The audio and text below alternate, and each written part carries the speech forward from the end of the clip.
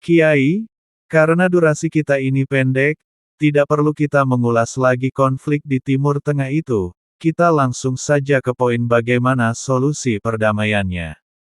Solusi untuk mengatasi problematika kehidupan di dunia yang paling tepat adalah konsep yang diajarkan oleh Islam.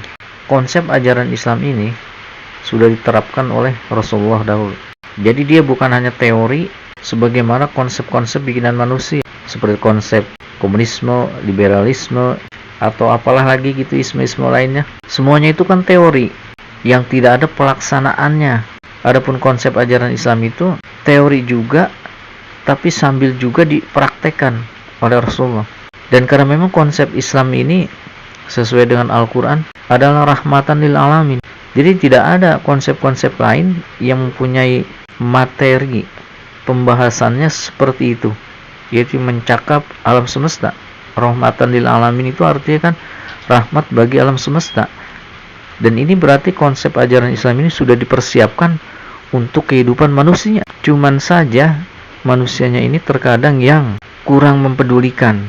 Jadi kalau kita kembalikan kepada konsep yang tepat untuk pengaturan alam semesta ini, ya konsep ajaran Islam ini. Karena memang penciptanya adalah Tuhan sang pencipta alam. Jadi dia lebih tahu bagaimana menangani urusan dunia ini. Maka diberikanlah konsep dalam ajaran Islam itu yang termaktub dalam Al-Quran.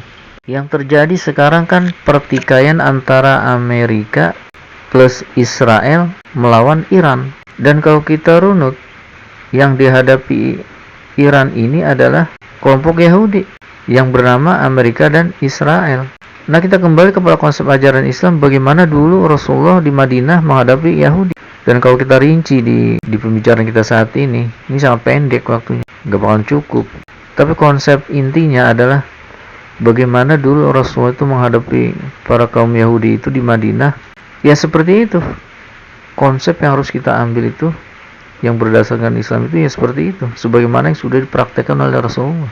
Kalau boleh berandai-andai, bagaimana jika Paman Rambo dan Om Hitler itu masuk Islam tiba-tiba? Apakah sangat berpengaruh untuk menyelesaikan konflik yang sedang terjadi itu? Seandainya itu Paman Rambo dan Om Hitler misalnya masuk Islam gitu ya, belum tentu sih menyelesaikan permasalahan. Ya mungkin ada pengaruhnya sedikit. Karena apa? Karena konsep ajaran Islam itu harus dipahami siapapun itu. Sekalipun itu orang Islam sendiri yang sudah lama mengatakan memproklamasikan dirinya sebagai Muslim, tapi kalau dia tidak memahami ajaran Islam itu, seperti kebanyakan sekarang, banyak pemimpin yang menamakan dirinya Islam, tapi kan berlaku otoriter, berlaku kejam, bahkan bermusuhan dengan tetangganya. Itu karena apa? Karena tadi konsep ajaran Islamnya itu kurang atau mungkin tidak dipahami oleh dia. Nah begitu juga seandainya Paman Rambo atau Om Hitler ini bisa masuk Islam. Kalau cuma masuk Islam saja sih pengaruhnya sangat kecil.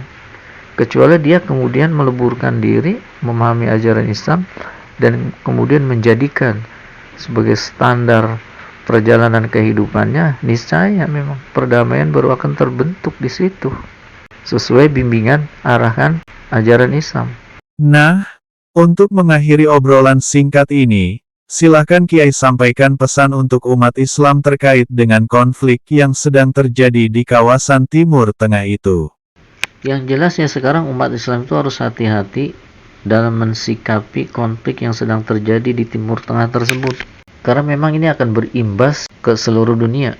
Dan ini bisa saja seharusnya ini menjadi pemicu ya, bahwa kaum muslimin di seluruh dunia ini bersatu untuk menghadapi musuh yang memang sudah tertera dalam Al-Quran. Jadi musuh-musuh umat Islam itu udah jelas ada dalam Al-Quran. Nah kewaspadaan ini harusnya dari dulu sudah dimulai. Nah semoga saja kebangkitan umat Islam ini pada abad ini semakin terlihat, dan para pemimpin negara-negara muslim di dunia menyadari bahwa sudah tidak sepatutnya lagi mereka saling bersitegang, harus merapatkan barisan menghadapi musuh yang satu tadi yang sudah jelas tertera dalam Al-Quran itu. Terima kasih Kiai untuk kesempatan ngobrolnya ini. Barakallahu li walakum.